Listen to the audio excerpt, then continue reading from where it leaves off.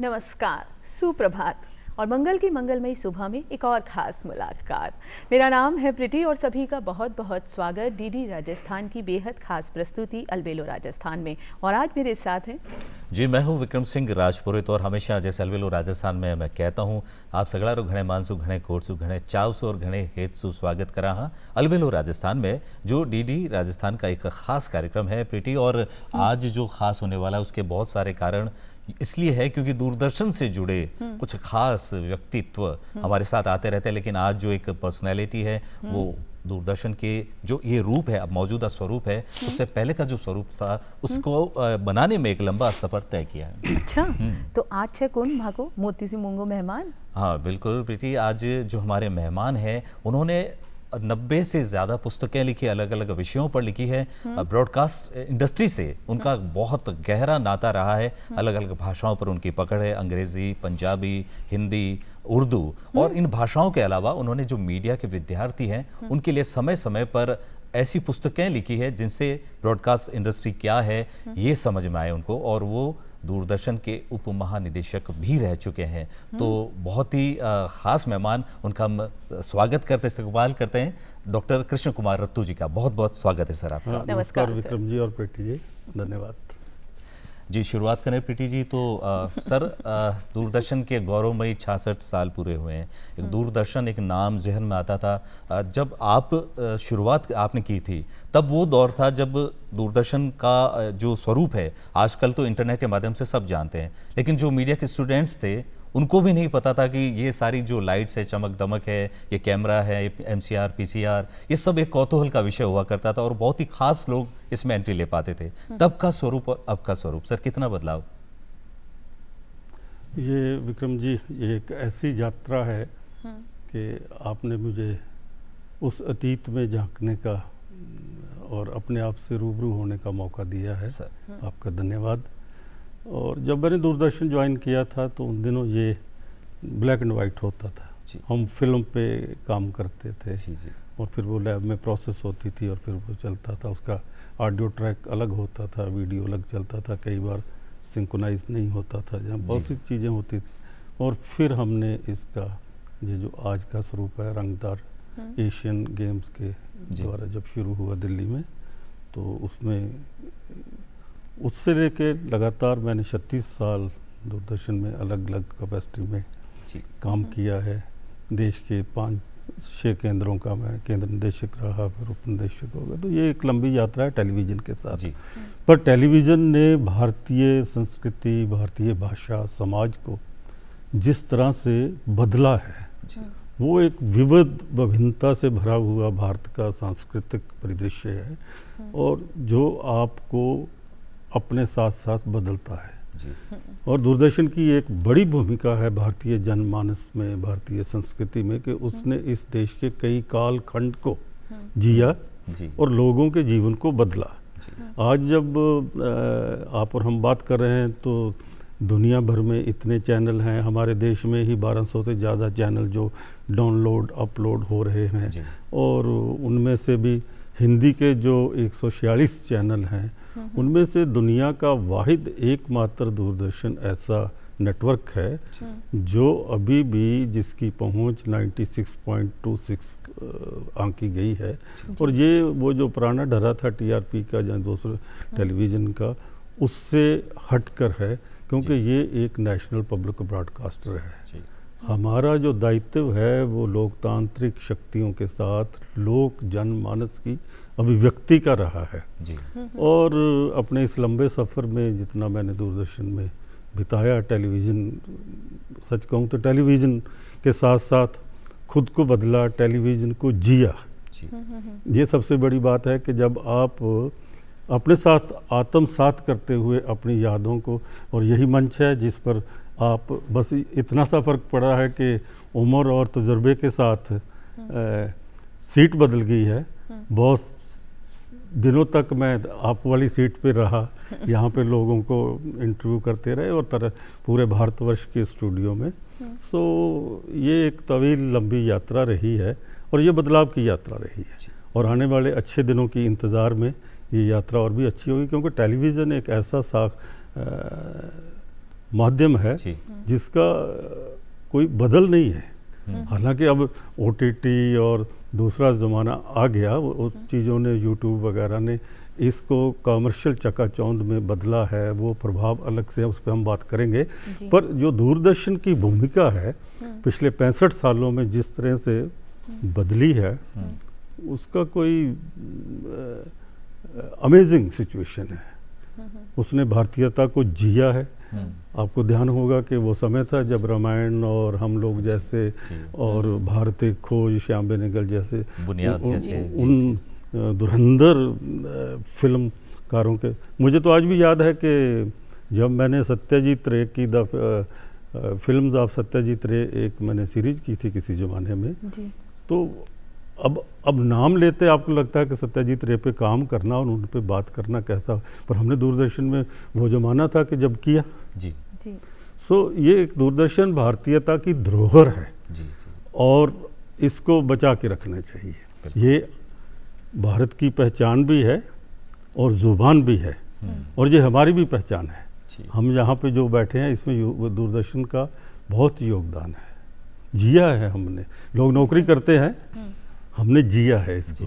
और इसी स्टूडियो में जिसमें मैं बैठ के आपसे बात कर रहा हूँ, रात भर शूटिंग होती थी, ये पड़ोस में एडिटिंग होती थी, तो ये एक जुनून के साथ काम किया, तो इसीलिए आज मैं आपके सामने हूँ। अलबत्ता और कुछ कर लेते जी।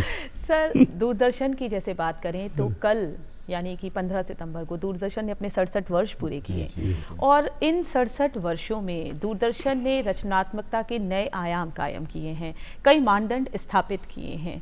तो जिस दौर से दूरदर्शन की शुरुआत हुई और आज जब आप दूरदर्शन को देखते हैं, तो जैसा कि आपने कहा कि आम जन की भारतीयता की ये पहचान है, ज़बान है, किस तरह से दूरदर्शन में बदलाव आए हैं समय के साथ, और उन बदलावों को आपको लगता है कि जो दर्शक है उन्होंने भी आत्मसात किया है दूरदर्शन के साथ साथ? इस पे ये द्वंद की स्थिति है, और मैं तो बहुत साफ गोई से कहता हूँ कि अब जो कमर्शियल का रेवेन्यू जनरेशन का दौर है, उसमें प्राइवेट चैनल्स के या प्राइवेट प्लेयर्स जो हैं ब्रॉडकास्टिंग की दुनिया के, जिसमें जो अन्य नाम नहीं लेना चाहिए, बहुत से चैनल हैं जो अपने आप को तेज बढ़ता हुआ चैनल, खबर की नबज़ और पता नहीं खबरों की खबर, पता नहीं क्या कुछ कहते हैं, उसमें एक जो भरोसा है आदमी का और आम आदमी का, वो दूरदर्शन ही है।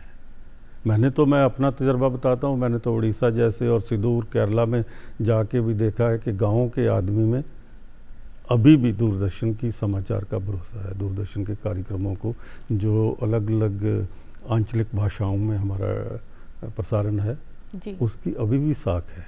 और मैं आपको ये भी बताता चलूँ कि जैसे मान लो बंगाली है और मराठी है और पंजाबी है, ये डीडी पंजाबी और सहजाद्री और ये जो बांग्ला चैनल हैं, ये कहीं भी दूसरे चैनलों की दौड़ में से आज भी आगे है, इनकी TRP देखे जाते हैं।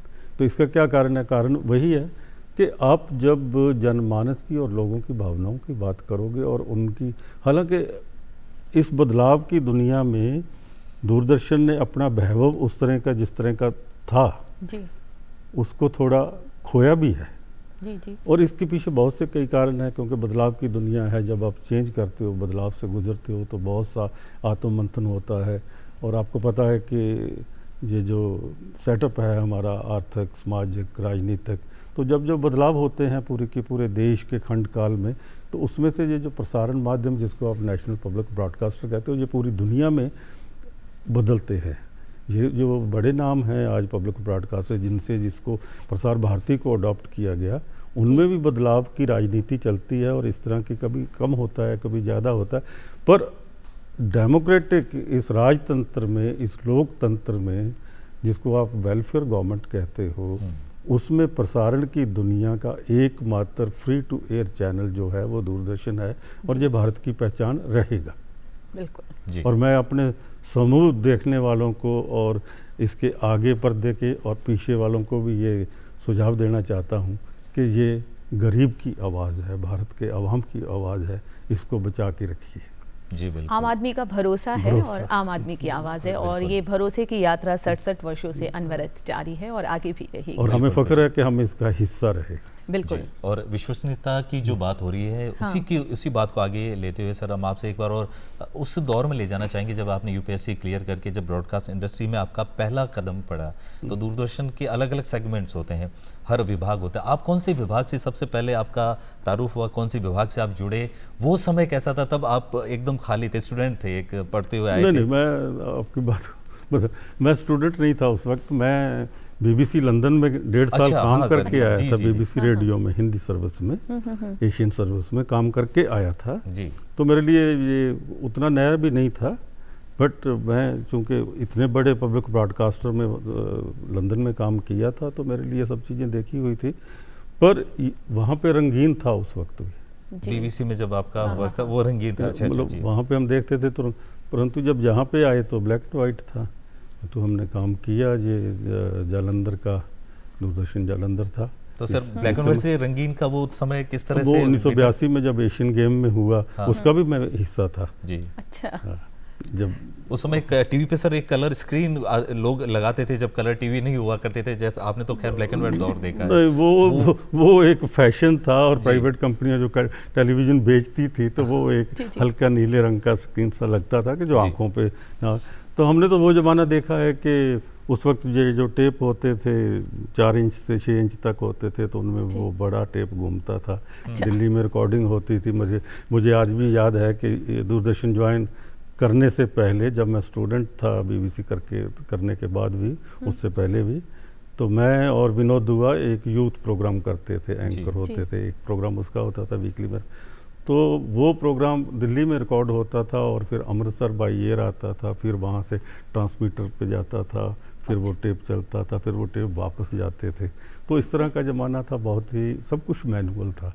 आज तकनीक की दुनिया ने जो रेवोल्यूशन ब्रॉडकास्टिंग की दुनिया में और मीडिया में लाया है, ये अद्भुत है। बिल्कुल। और आप मानेंगे कि ये प्रसारण की दुनिया का सुनहरा golden age of broadcasting era है। ये हर दिन जब मैं आपसे बात कर रहा हूँ तो इस मीडिया की चकाचौंध में, बदलते जीवन की चकाचौंध ने सब कुछ बदल दिया है जी। आपको पता ही नहीं चलता कि आप बाहर निकले। आज यहाँ से हमने कितनी तरह के टेप्स को करते आज सब कुछ चिप और सर्वर पे आ गया है, पता ही नहीं है। तो उस हमारे ज़माने में तो इसी के ग्राफिक्स तक मैनुअल होता था, वो पट्टी चलती थी जी। आज जब एक स्ट्रोक लगाता है तो आपका नाम सुपर हो जाता है। तो ये तकनीक की दुनिया है, और ये टेक्निकलिटी जो है, ये तकनीक इस जादुई बॉक्स और चकाचौंध की दुनिया का मिरेकल है।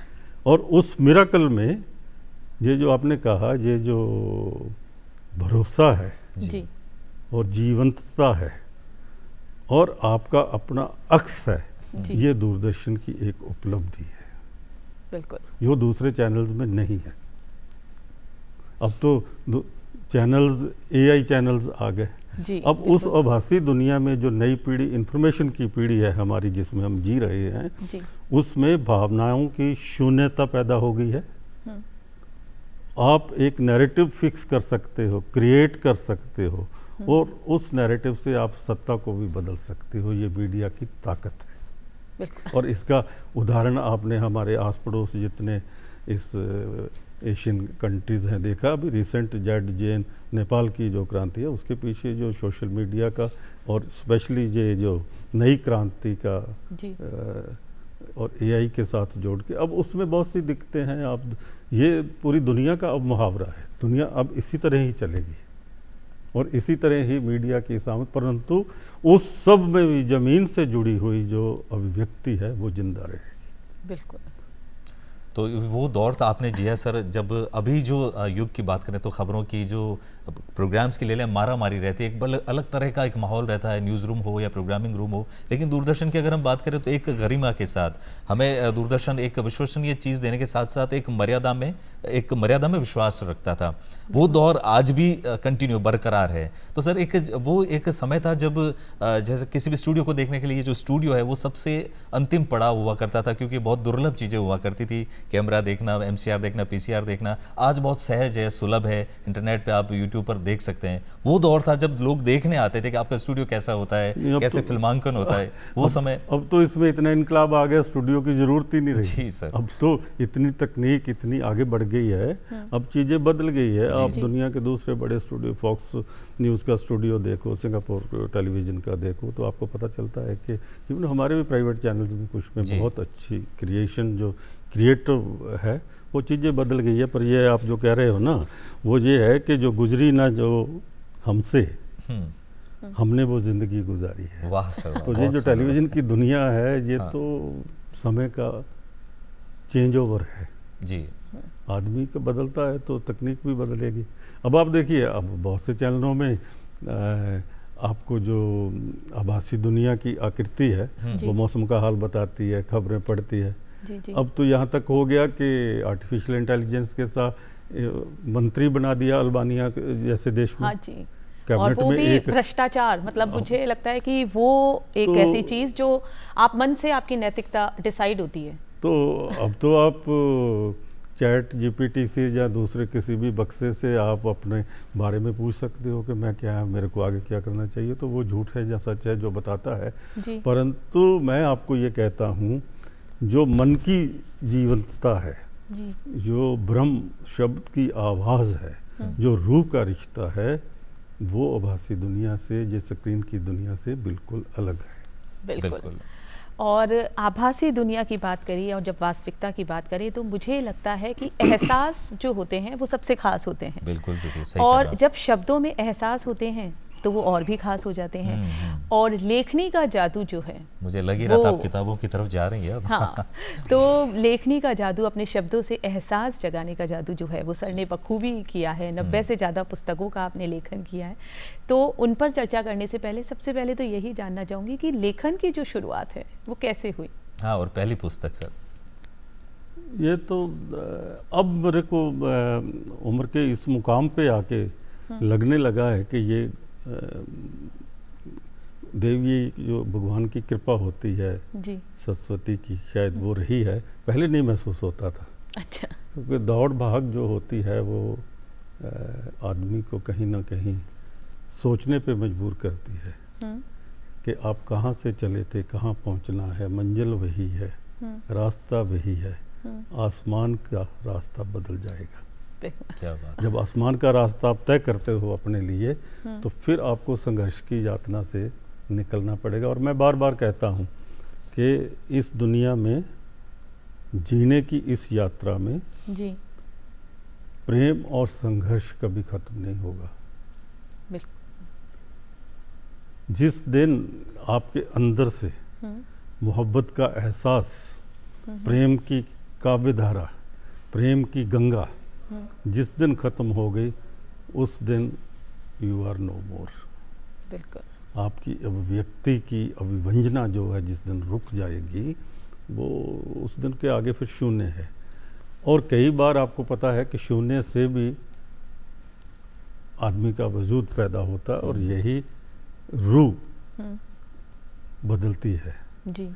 अब आप देखिए, आपने पूछा तो मुझे आज कोई 55-56 साल हो गए हैं लिखते हुए। पूरी आधी सदी का सफ़र है जी। तो उसमें बदलते बदलते, मैं 8वीं का विद्यार्थी था जब मैंने अपना अक्षर पहली बार लिखा हुआ, छपा हुआ देखा था अखबार में। When I was student of 8th class.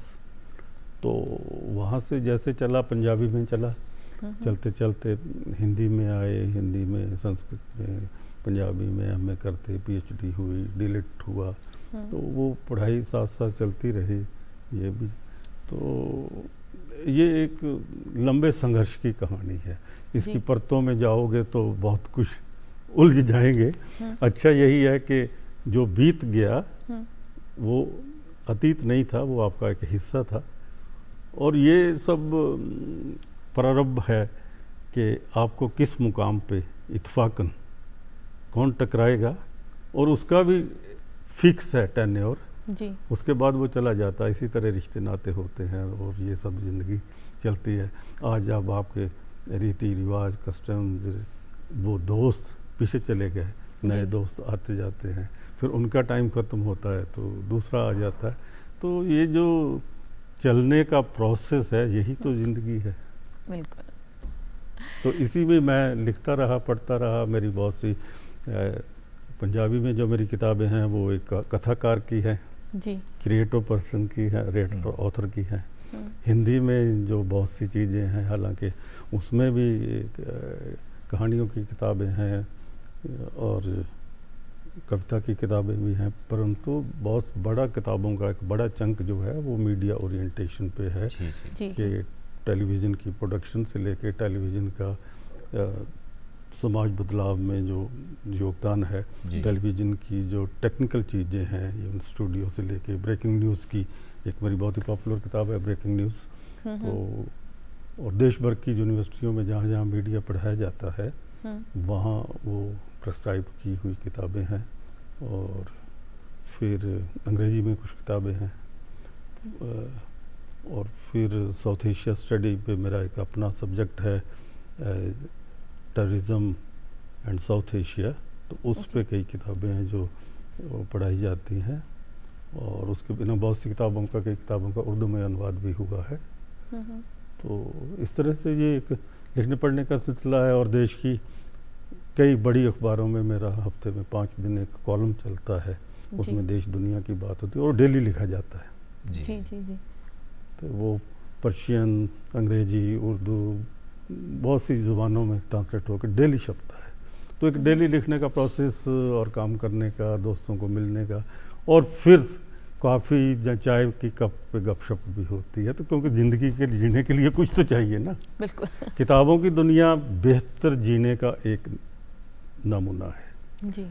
और यदि आप में, मैं तो ये कहता हूँ विक्रम जी कि यदि आप में पढ़ने की कुव्वत नहीं है जी तो आप अच्छे इंसान कैसे बनेंगे। और हमारे सोसाइटी की इवन मैं बहुत से ऐसे लेखकों को और ऐसे तथाकथित चिंतकों को भी जानता हूँ कि जो पढ़ते नहीं है, किसी का लिखा हुआ पढ़ते नहीं, अपने ज्ञान में उलझे रहते हैं। जब आप दुनिया नहीं देखोगे, पढ़ोगे नहीं। अब आप देखो कि मौलाना रूमी से लेके, ठीक है, और हमारे जहाँ जो सबसे ज़्यादा पढ़ने वाले ओशो को माना गया है जी। और मुझे फ़ख्र है कि मैं 2 बार साक्षात ओशो जब भगवान रजनीश से उनसे मिलता रहा। अच्छा। तो उनको कहा जाता है कि वो सबसे ज़्यादा किताबें पढ़ते थे। 1 महीने में 150 किताब पढ़ देते थे। और उस पर उन्होंने कितनी 1500 से ज़्यादा किताबें उनकी लिखी हुई आपको पता है कि मिलती हैं पूरी दुनिया में। उनको डिकोड किया जा रहा है आज की तारीख में। तो इसी तरह जो जितने दुनिया के बड़े आदमी हैं उनमें पढ़ने की आदत है। आज बिल गेट्स 1.5 घंटा पढ़ता है रात को जी। तो हमें सीखना चाहिए। अब दुनिया के महान चिंतक जो इस वक्त अभी भी जिंदा हैं, अभी उनकी ज़ुबान बंद हो गई है, नोम चॉम्स्की, वो कहते हैं कि जिस दिन आप की ज़िंदगी से किताबें माइनस हो गई उस दिन ये समझो कि आप गूंगे बहरे हो गए। बिल्कुल सर, ये तो बिल्कुल अच्छे से समझ में आता है। आप टेलीविज़न इंडस्ट्री में इतने अच्छे पद पर, मुकाम पर है, लेकिन आप पढ़ना जारी रखा आपने, क्योंकि वो जो मटेरियल आता था उससे लिखना भी जारी रखा सर। बिल्कुल, जो पढ़ते थे वो आपने उद्गार लिखे और वो यूज़ हुए टीवी इंडस्ट्री में। सर एक फिर क्योंकि आपने इतना लंबा समय जिया है सर दूरदर्शन को, अभी 66 साल गौरवमय पूर्ण हुए, तो वही कौतूहल भरी बातें हमारे दिमाग में आती है कि उस वक्त के दौर की बातें। सर एक भरोसा, विश्वसनीयता की बात जब करें, आकाशवाणी से घड़ियां मिलाई जाती थी, दूरदर्शन पे कोई समाचार होता तो पुष्टि होती किसी नेता के मरने की या कोई भी खबर की तो उसे मान लिया जाता था। अभी भ्रम का दौर है, कुछ भी क्लिप्स आती तो देखते ये सही है या गलत है। इतना एआई ने सब कुछ कर दिया है, लेकिन भरोसा जो है वो खो दिया कहीं ना कहीं। तो सर दूरदर्शन अभी एक अच्छे भरोसे पे चल रहा है, इस बदलाव को आप किस रूप में देखते हैं सर? जी, आपने जो भरोसे की बात की है ना, ये भरोसा आदमी का भरोसा ही है ना असल में। जी जी। एआई का भरोसा तो नहीं हो सकता नहीं ना। हो सकता। और इसी इल्यूजन में, सस्पेंस में पूरी नई पीढ़ी और पुरानी पीढ़ी उलझ गई है। क्योंकि वहाँ पे आपको जो एक क्षण दिखता है, देखिए ये जो मोबाइल है ये दुनिया का आज सबसे बड़ा आपका एडवाइज़र है। बिल्कुल। ये आपकी जो छोटी स्क्रीन है ये आपकी दिनचर्या को कैसे नियंत्रित करती है आप अंदाज़ा नहीं लगा सकते। सो इन चीज़ों के साथ चलते हुए, परंतु जब आप हवा से बात करते हो, पहाड़ पे जाते हो, बर्फ़ को देखते हो, सूर्योदय को देखते हो, उस अल सुबह में जो ज़िंदगी का आपके अपने साथ आत्मसात होता है, आपको रिश्ते याद आते हैं, रात की बातें याद आती हैं, घर की लड़ाई, छोटा छोटा दुख सुख याद आता है, वो भासी दुनिया में नहीं है जी। हमारी दिक्कत ये हो गई है कि आज के बदलते जीवन में जो आपने भरोसे योग्यता की बात की है, खबरों का सच भी झूठ में फैल गया है। अब खबर वो नहीं है जो खबर होती है। एक्सीडेंट और इंसिडेंट वाली चीज़ें भी बदल गई हैं। मैंने दूरदर्शन को अलविदा कहते हुए उसके बाद जर्नलिज्म की जो कम्युनिकेशन की दुनिया है, टेलीविज़न की दुनिया है, उसको पढ़ाना शुरू किया। मैं 3-4 यूनिवर्सिटियों में डीन और director school of media study रहा।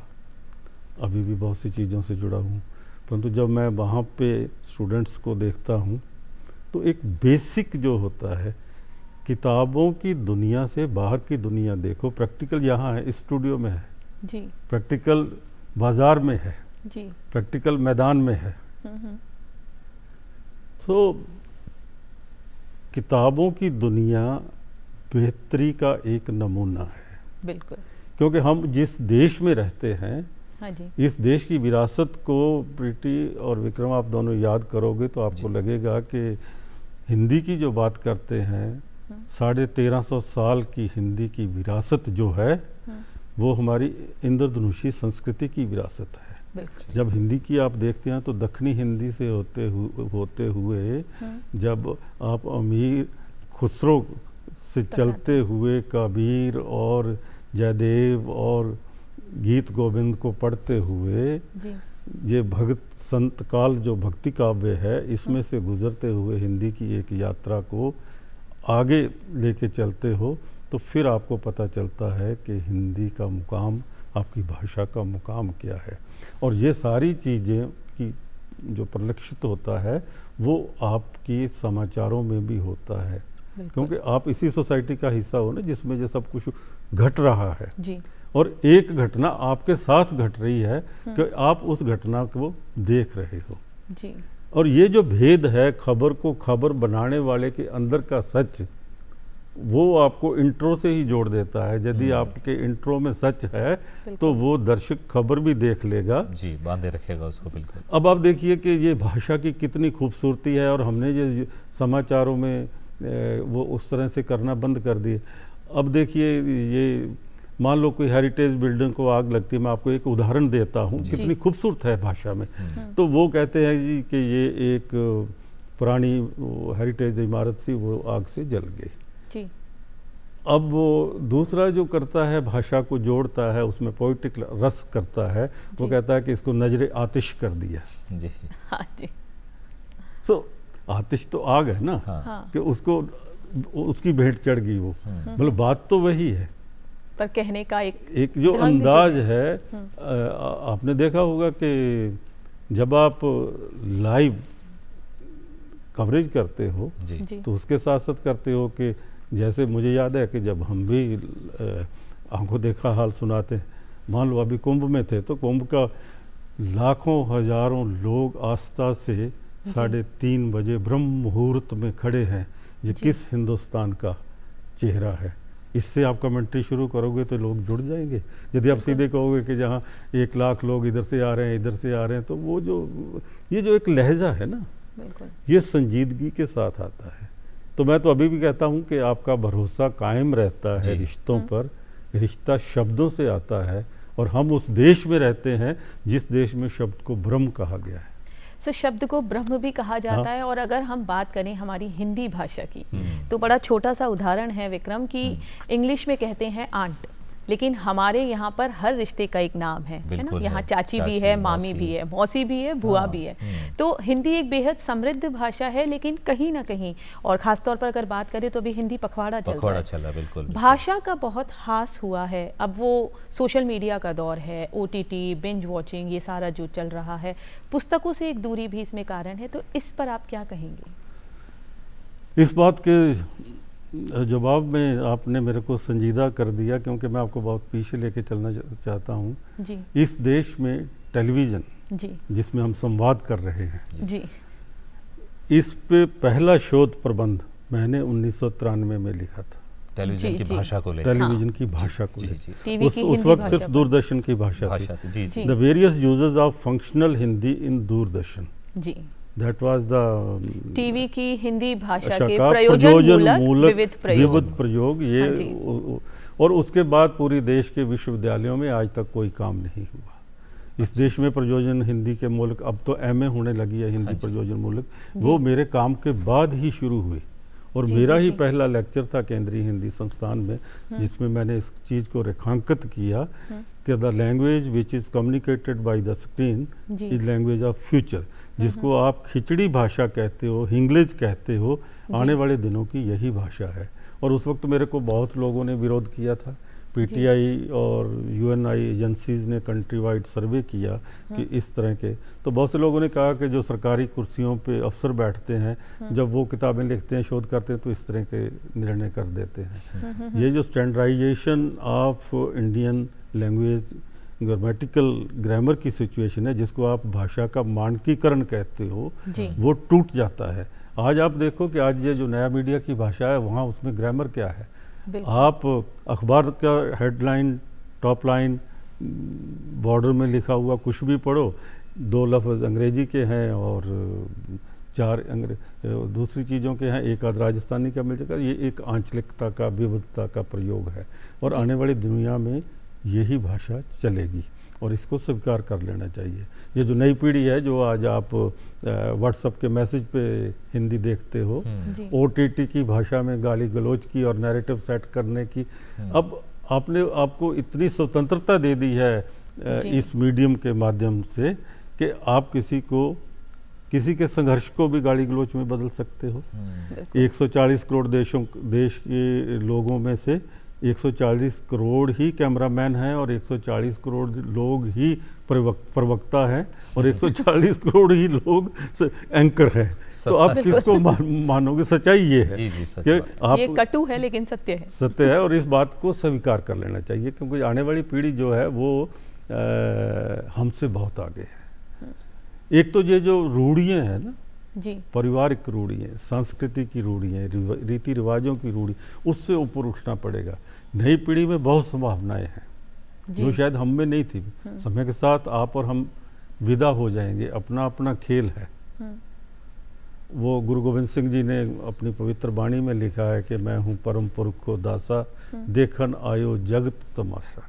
तो ये जो जगत का बाद में शेक्सपियर ने इसको दूसरी स्टेज में बदल दिया, पर हमारे जहाँ हजारों साल पहले वेदों की ऋचाओं में, हमारे उपनिषदों में, हमारे भागवत में और रामचरितमानस में, जो दुनिया की सबसे बड़ी और बाइबल के बाद सबसे ज़्यादा पढ़ी जाने वाली किताब है, अब उसमें भारतीयता का जो मूल तत्व है, उसमें जीने की अभिलाषा है और इतनी साइंटिफिक अप्रोच है भारतीयता। हमारी दिक्कत यह है कि नई पीढ़ी वाले जहाँ हमारे लोग, उनको हम समझा नहीं पा रहे। नई पीढ़ी को उनकी विद्रोह की आग को, उनकी विद्रोह की आग को हम पॉजिटिव, उस एनर्जी को, गुस्से को, उनका जो एंग्रीपन है, आक्रामकता को हम उसको पॉजिटिव में बदल नहीं पा रहे। और इसके पीछे बहुत सा हिस्सा भी मीडिया का है। हिंदी फिल्मों का एक पूरे का पूरा नैरेटिव एंग्री यंग मैन और एंग्री उसके आगे पीछे घूमता रहा है जी। वो एक समाज पे सीधा असर करता था, क्योंकि उस वक्त फिल्में, हिंदी सिनेमा, समाज और किताब जी, ये दुनिया को बदल सकती है। हमारे इसने अलग अलग पड़ाव में काम किया है। आज़ादी के बाद हिंदी सिनेमा का एक दौर था, नव प्रगतिवाद का दौर आया। उसके बाद एक जिसको पैरेलल सिनेमा कहते हो, क्योंकि मैं सिनेमा भाषा का विद्यार्थी हूँ, तो मेरे को पास एक पैरेलल सिनेमा, उसमें हमारे बहुत से गौतम कौल जैसे या दूसरे मित्र थे, इनमें श्याम बेनेगल, हमसे सीनियर लोग जो थे, इन्होंने अंकुर और दूसरे तरह की जब फिल्मों से शुरू किया, तो एक वो दौर गुजरा। और फिर 90 के दशक के बाद जब सॉफ्ट मनोरंजन चेंज, जिसमें अमोल पालेकर की फिल्में आई और दूसरी चीज़ों की आई, जिसमें चुलबुली, अंगूर, गुलजार साहब की किताब, माचिस विद्रोह से भरी हुई फिल्में, और फिर उसके बाद ये जो बंटी बबली जैसी, और उन्होंने राजपुर जैसी फिल्में, मेरा नाम जोकर जैसी सीरियस फिल्मों को पीछे छोड़ दिया, आनंद को पीछे छोड़ दिया। तो ये एक फिल्मों का दौर था जो टेलीविज़न ने भी जिया, और आज वो कन्वर्ट होके OTT प्लेटफॉर्म पे आ गया है, जिसमें गाली गलौज भाषा का कोई अर्थ ही नहीं रह गया है। तो उससे बचने की ज़रूरत है। जी, ये बहुत विभत्स दिखता है। जो आपका सवाल था वो ये है कि अब वो चीज़ों को आप बदल नहीं सकते, पर उनकी रचनात्मकता को आप नई पीढ़ी के लिए सुरक्षित करके और पुरातनता के साथ आप नई पीढ़ी को जोड़ के जब चलोगे तो एक नया उदय हो सकता है। और अदरवाइज ये जो विकसित भारत की बात है, विकसित भारत कब होगा? 2047 को हमारे प्रधानमंत्री कहते हैं कि विकसित भारत की बात है, बहुत अच्छी बात है। और मैं तो ये भी कहूँगा कि मैं तो अभी आजकल मन की बात पे शोध कर रहा हूँ, तो मन की बात पहली बार रेडियो से, आकाशवाणी से और दूरदर्शन से इस तरह का प्रोग्राम है जिसको करोड़ों की संख्या में अलग अलग भाषाओं में अभी भी देखा जाता है। जी, ये तो प्रधानमंत्री तो हमारे इस ब्रॉडकास्टिंग की दुनिया के नेशनल ब्रॉडकास्टर के एम्बेसडर हैं। जब शोध होगा मीडिया का, मैं आपको एक रिसर्चर के तौर पर बता रहा हूँ, जब भी मीडिया का शोध होगा तो मन की बात को आप अंडरलाइन करोगे कि कहाँ तक रीच थी, क्योंकि उसमें जीवन के अलग अलग पहलुओं के, पूरे देश के वो लोग जो काम करते हैं उनकी शमूलियत है, उनका नाम लिया जाता है। जब आप इस तरह के प्रोग्रामों के साथ जुड़ते हो और उसकी रीच बढ़ती है, आपकी वाइब्रेशन बढ़ती है, आपकी भरोसेयोग्यता बढ़ती है, और नया मीडिया की यही अप्रोच आपको जिंदा रखेगी। ये जो बाकी ये जो रियल और रियल टाइम है, ये उड़ जाएंगे। आप भी कितने एक बार देखते हो तो डिलीट मार देते हो। बिल्कुल। और इसी तरह आजकल रिश्ते नाते भी ऐसे ही हैं। कुछ बच जाते हैं, कुछ को आप डिलीट कर देते हो। जी सर। तो जीवन की रचनात्मकता में साहित्य की दुनिया को, लिटरेचर की दुनिया को, जिसके लिए कोई स्पेस नहीं बची है, वो फिर भी आपको सहारा देती है। आप देखिए, जिसको आप गुरबाणी कहते हो, वाणी कहते हो गुरुओं की, जिसको पाठ करने से आपको शांति मिलती है तो पवित्र किस्म की कविता ही है ना। जी। उसमें जिंदगी का वो सार तत्व दिया गया है कि ऐसे करो तो आपको मन ठहर जाएगा। तो इसका मतलब है कि कविता में आपको जिंदा रखने की क्षमता है। यही ब्रह्म जो आपने पूछा था, यही उस ब्रह्म की बुनियाद है और यही उसका सत्य होने का तत्व है। बिल्कुल सर, आपकी बातें सुन के वो दौर भी हमारे जहन में आ गया। हालांकि आपने बहुत ज़्यादा अच्छा उस समय जिया है, अनुभव किया है। प्रीति, याद है आपको जो दूरदर्शन का एक दौर था जब हम लोग बुनियाद, ये जो है जिंदगी, हम लोग जैसे सारे सीरियल देखते थे। तो ये जो है जिंदगी, वो वाला जो टेस्ट, अभी जिस तरह स्वतंत्रता के नाम पे जिस तरह कुछ भी प्रयोग किया जा रहा है, कल्पनाशीलता नहीं कह सकते इसको, बहुत आगे स्वतंत्रता को एक अलग तरीके से प्रेजेंट किया गया है। इसको हम बीच में सर इसको जोड़ें कैसे? आपने एक तो साहित्य की बात कही, एकदम जो अभी की पीढ़ी है और वो एक सुंदर दौर था, उनको कैसे समझाएं कि मर्यादा में रह के भी बहुत कुछ किया जा सकता है। समन्वयक के रूप में कि ये पुल जो पाटा जाना चाहिए, क्योंकि भाषा का भी हास है कहीं ना कहीं। ये जो पीढ़ी है, ये हम कह सकते हैं कि एक भटकाव की स्थिति है। अगर उन्हें एक सही तरीके से बात समझाई जाए तो शायद उन तक पहुंच सकती है। देखो, आपकी बात में हमारे मित्र हैं, चले गए हैं, इसी स्टूडियो में उनको कभी हमने रिकॉर्ड किया था। आपने नाम सुना होगा, फिल्मों के गीतकार निदा फाजिली साहब। जी। उनका एक शेर है कि धूप में निकलो घटाओं से नहा कर देखो। धूप में निकलो घटाओं से नहा कर देखो, जिंदगी क्या है किताबों को हटा कर देखो। बिल्कुल। तो जिंदगी किताबों से बाहर है, परंतु जिंदगी का सच किताबों के अक्षर में है। बिल्कुल, सच्चाई ये है। और आपने जो नई पीढ़ी की बात की है, नई पीढ़ी तो मैं कहूँगा कि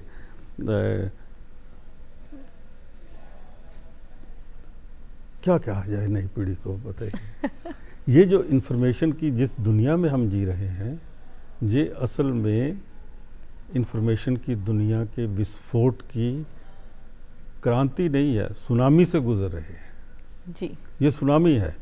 इसको, इसमें नई पीढ़ी को हमने नहीं संभाला। ये पूरे भारत की बात नहीं है, पूरे ग्लोब की बात है, पूरी दुनिया में ये जो बदलाव है। आप देखो, ये जो हिंसा का दौर है जी, आप पूरी बड़े देशों की जो खबरें आपके पास आती हैं, तो स्कूल में फायरिंग हो रही है, इधर हो रही है, इधर हो रही है, जिस तरह का ये सब कुछ है, इसमें ये जो आप सोशल मीडिया का जो रोल है, जहाँ उससे प्रेरित होकर ये जो गुस्से की अभिव्यक्ति है, जहाँ सीखने की जो वो करते हैं, ये जो हिंसा, जो वायलेंस है, हम जिस देश में रहते हैं वहाँ तो अहिंसा का इसको माना जाता है। जी जी सर। और यहाँ तो गांधी जी को अहिंसा का दूत माना जाता है जी। और उधर नेल्सन मंडेला उस शोर पे बैठ के अहिंसा को, वो भी गांधी जी से प्रेरित होकर बात करते हैं। जी। और हिंदुस्तान के जितने बड़े धर्मगुरु हुए हैं वो भी अहिंसा की बात करते हैं।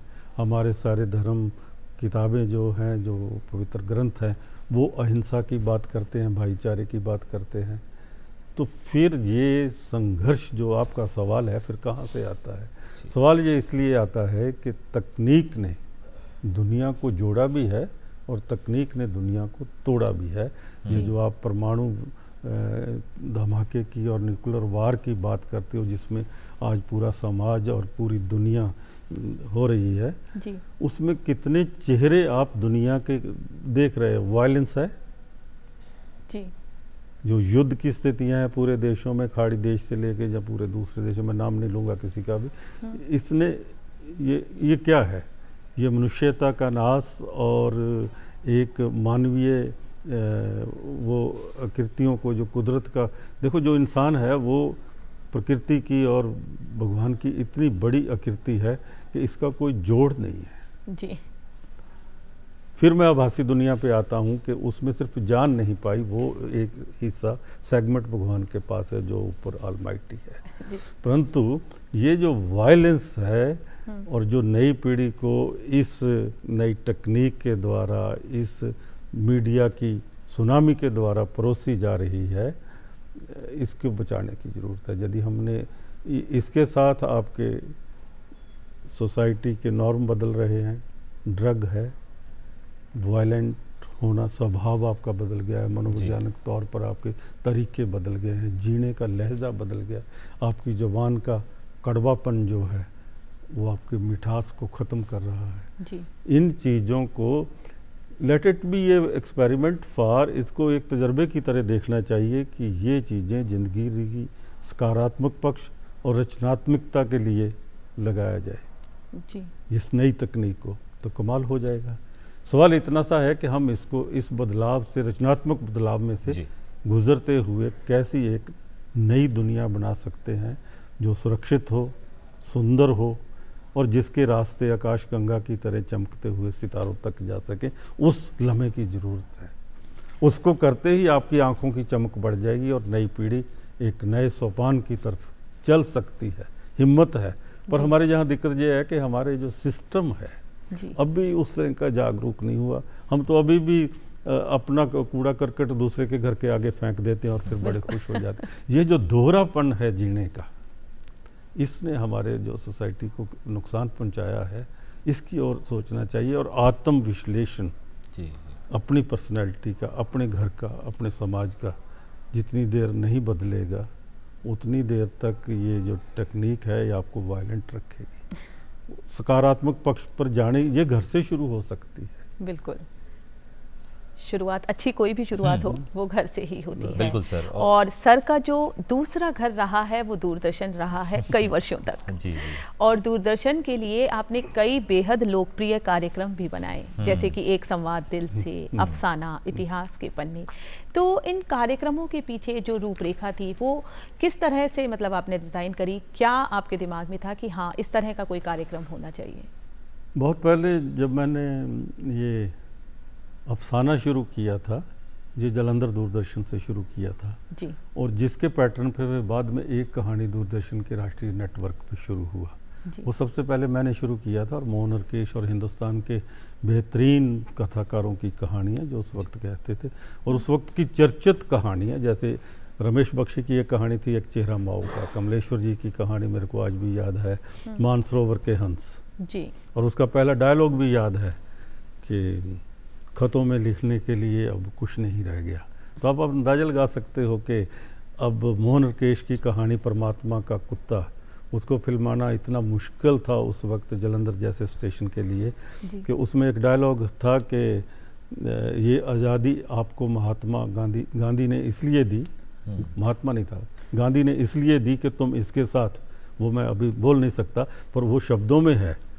तो हमारे लिए ये दिक्कत था कि उस शाब्दिक अभिव्यक्ति को स्क्रीन पे कैसे करें। जी जी। सो इस तरह के तजर्बे किए और वो बहुत उसमें शहादत हसन मंटो की कहानी गोश्त, जो कंट्रोवर्शियल कहानियाँ थी दुनिया की, हमने वो उठाई और मुझे फ़ख्र है कि वो किया हमने। और फिर समय के साथ साथ मैं जहाँ भी गया, एक कार्यक्रम था मेरा एक संवाद दिल से, जिसमें दुनिया भर के जो बेहतरीन लोग थे जिन्होंने दुनिया देखी और दुनिया बनाई, उसमें फिल्म एक्टर, लेखक, फिल्म डायरेक्टर, आर्टिस्ट अपने ज़माने के, उनका इंटरव्यू, वो दिल से बात, मतलब ये जो आप कहाँ पैदा हुए, क्यों पैदा हुए, वो सब छोड़ते हुए आपने क्या किया है, आप अपने बारे में खुद ही बताइए कि आपका जीवन एक खुली किताब है और खुली किताब के कौन से सरवर्ग से आपकी कथा शुरू की जाए। अपनी किताब के सफ़हे खुद ही उलटते हुए, तो उसमें हमने शंकराचार्य से लेके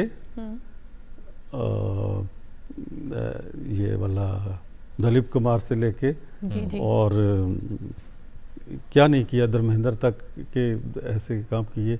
और बाबा रामदेव का पहला इंटरव्यू जब 2014 में थोड़ी सी याद सरकार बदली, बाबा रामदेव का पहला इंटरव्यू भी मैंने किया था एक संवाद दिल से।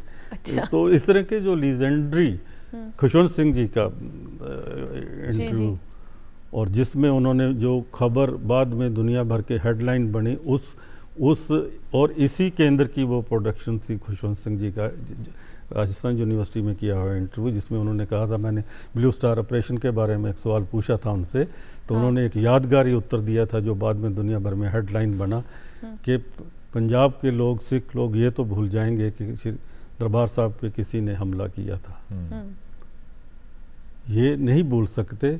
उनके रिश्तेदार कितने वहाँ मर गए उसमें जी, वो तो भूल जाएंगे, पर श्री अकाल तख्त पे हमला किया वो कभी नहीं भूलेंगे। जी, और बाद में इसको बड़ी अखबारों ने हेडलाइन बनाया, इवन हमारे दूरदर्शन से भी था। तो इस तरह के कई प्रोग्राम हैं। अब जैसे शंकराचार्य का एक प्रोग्राम था जो बाद में ब्रेकिंग न्यूज़ बना, मैं उत्तराखंड में था, हमने उनका इंटरव्यू इसी में रिकॉर्ड किया और उसमें उन्होंने कहा कि मैंने उनसे कहा कि ये जो आपदा आई है उत्तराखंड में, ये मैन मेड है या डिजास्टर किस तरह का है। तो उन्होंने कहा कि जब हम पिकनिक धर्म स्थलों को पिकनिक स्पॉट में बदलेंगे तो यही कुछ होगा।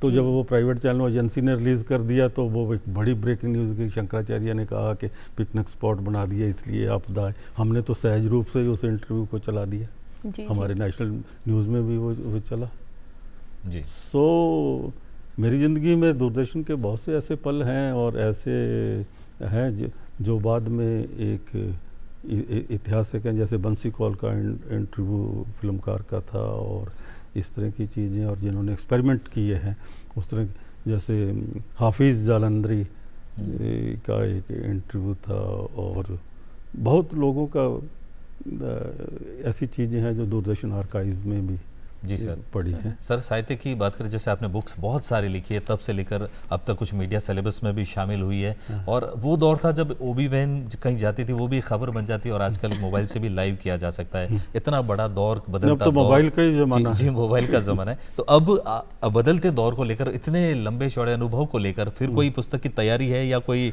नहीं, अभी मैं आपको बताता हूँ, ये पुस्तक अभी आई है, अभी 2 दिन पहले जाते हुए रथ से। इसका तो जो इसमें शीर्षक है वही बहुत कुछ कहता है। तो इसमें ये जो सूर्य के जाते हुए रथ से ये एक कविता है, तो जिसको आकाशवाणी ने अपने अखिल भारतीय कार्यक्रम में हिंदुस्तान की सारी ज़ुबानों में ट्रांसलेट करके इसको प्रसारित किया था। तो इससे मैं आपको एक छोटी सी कविता सुनाता हूँ। ज़रूर सर। तो इसमें एक कविता है कि आखिर नींद इन दिनों, आखिर नींद इन दिनों, ये उन्मान है। तो इसमें है कि कमरे में छा जाता है अंधेरा। बहुत मैंने अपनी सारी चीज़ों में टेक्निकल किताबों के बिना, बाकी में सबसे सादा जुबान जी, आम आदमी की जो जुबान है, और आम आदमी की इस तरह से कि आम आदमी उसको पढ़ के खास हो जाए। बिल्कुल, हाँ, मतलब उसके एहसास अल्फाजों में आपने ढाले। तो इसमें ये पहली लाइन है, कमरे में छा जाता है अंधेरा, सन्नाटा होता है, अपने चारों तरफ छत से दीवारों तक, फर्श से बिस्तर तक सन्नाटा होता है। जब बहुत गहरे आदमी उतरता है तो फिर सन्नाटे में ही उतरता है जी। खाली हो जाता है मन और तन, दूर कहीं इंद्रधनुष टूट कर गिरते हैं, जी। बारिश नहीं होती उन दिनों।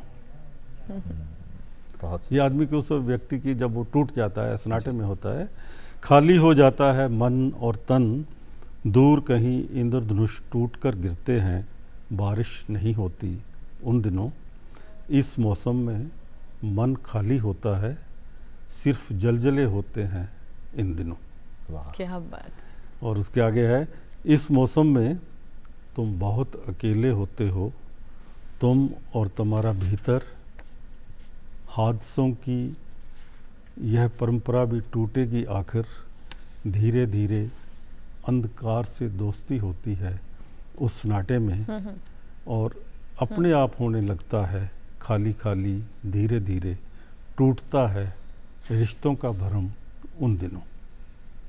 बहुत सुंदर। बहुत। और सूर्य के आखिरी जाते हुए इसका- रथ से एक पूरी किताब है सर, ये किताब हम आपसे और- लेंगे और और उसको बहुत पढ़ेंगे। अच्छे से पढ़ना है। लेकिन आखिरी अभी जो आखिरी जा पैरा रही है है, वो है घड़ी की सुइयां। मैं आपको उसी के साथ बंद करते हैं कि टूटने से पहले आदमी फिर जिंदा रहता है, हर सुबह बहुत कुछ होता है, इन दिनों आखिर नींद इन दिनों क्यों अपनी लगती है।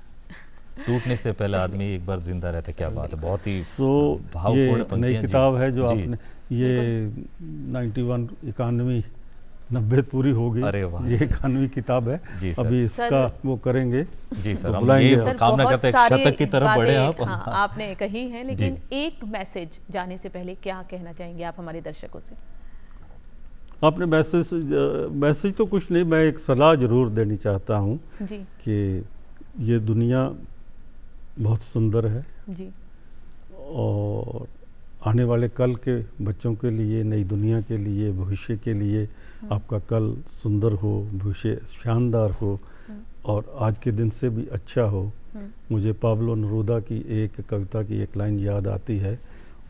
तो पाब्लो नेरूदा ने लिखा कि तुम झुकी रहो ए पृथ्वी, तुम्ही में ही है सारे रिश्ते, वाह बिल्कुल। वाह वाह। और इन्हीं रिश्तों से होगी आकाश और इस दुनिया की सैरगाह, और मैं फिर मिलूंगा किसी आकाश के कोने में। क्या ये बहुत पाब्लो सुंदर। नेरूदा ने कहा। तो इन्हीं शुभकामनाओं के साथ अब आप इशारा कर रही हैं कि समय बंद हो, समय खत्म इसको हो रहा है। आपसे बेहतर कौन समझ सकता है सर? और ये आपने मुझे बुलाया सर। और मेरे लाखों चाहने वालों से, दूरदर्शन के दीवानों के साथ अपने आप को रूबरू करने का एक सुअवसर दिया।